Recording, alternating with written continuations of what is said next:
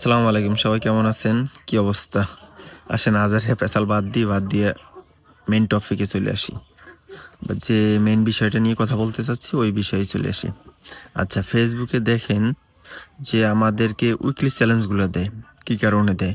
Weekly চ্যালেঞ্জগুলো দিলে আপনি যেমন ছোটবেলা থেকে যে আ পেলে, তারপর 1, 2, 3, 4, 5, 6, 7, 8, 9, 10 এতদূর পইড়া আইসা এসএসসির জন্য এক্সাম দেওয়ার জন্য আপনি যেরকম প্রস্তুতি নিচ্ছেন, ফেসবুকে এরকম আপনাকেই পরীক্ষা দেওয়ার জন্য একটা মাধ্যম তৈরি করতেছে।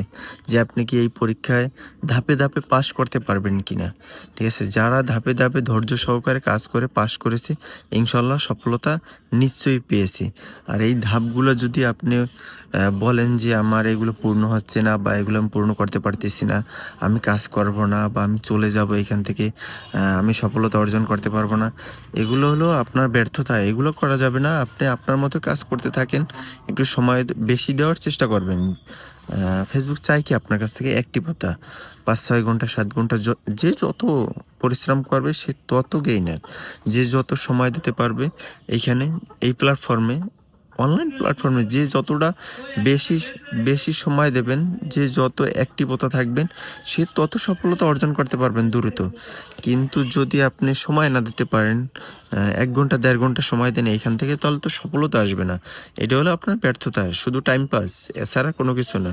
আপনার সফলতা অর্জন করতে হলে আপনার এখানে নির্দিষ্ট একটা সীমা থাকতে হবে। যেরকম একটা চাকরিতে গেলেন আপনি, আ ২-৩ ঘন্টা তো আর সময় নিয়ে একটা চাকরি হয় না, বা প্রতিদিনের ডিউটিতে গেলেন ৭ থেকে ৮ ঘন্টা ১০ ঘন্টা ডিউটি করতে হয়। ঠিক আছে? ফেসবুকে ওরকম চেষ্টা করবেন।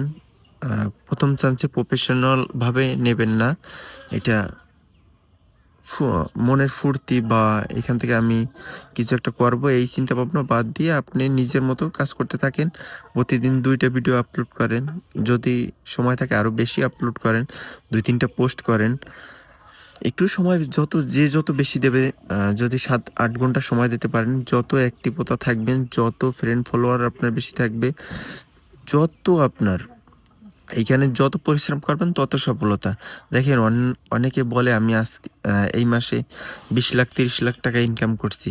আপনিও চাইরা নাও ইনকাম করতে পারেন নাই, আ আরেকজনও চাইরা না ইনকাম করতে পারেনি। কারণ কি? এটা হলো আপনার ব্যর্থতা আর তার ব্যর্থতা। আর যে ২০ লাখ টাকা ইনকাম করছে এটা হলো তার সফলতা। তার এখানে পরিশ্রম রয়েছে।